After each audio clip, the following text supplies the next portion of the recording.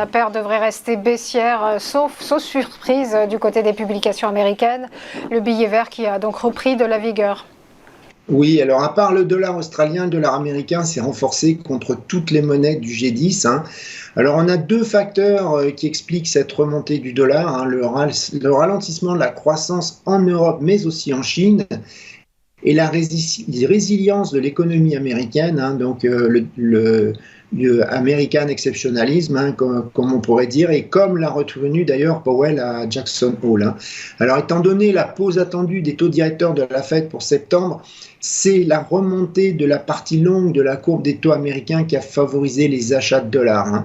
Bon, la remontée qui est aussi due en partie, enfin, je dirais la remontée de la partie longue de la courbe des taux qui est aussi due en partie aux émissions abondantes du Trésor américain.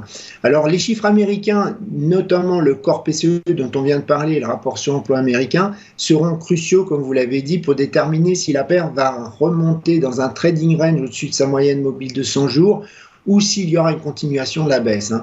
Côté zone euro, comme je l'ai indiqué précédemment, on surveillera l'inflation, mais un ralentissement vraisemblablement insuffisant est attendu, et malgré un PIB allemand qui est sorti de récession technique, hein, donc la semaine dernière, on s'attend à ce qu'il plonge à nouveau donc, pour le troisième trimestre.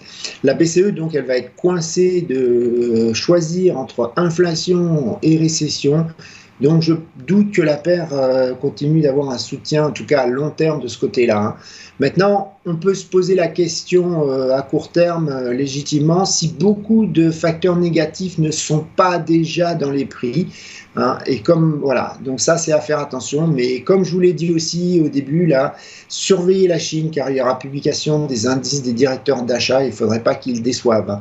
Alors, côté analyse technique, on a un 0,638 qui est le retracement 50% de Fibonacci entre 2020 et 2022. On a un 0,540 donc, qui est la zone de support testée lors du premier trimestre de l'année. Et on a donc support résistance, hein, puisque là on vient remonter juste au-dessus, la moyenne mobile 200 jours qui a un 0,805. Sinon, comme résistance au-dessus, on a un 0,925, un 0,956, c'est la moyenne mobile 100 jours et c'est aussi le retracement 50% de Fibonacci entre 2020 et 2022. Alors, tant que la paire n'aura pas franchi ce niveau à la hausse, la tendance baissière reste valide.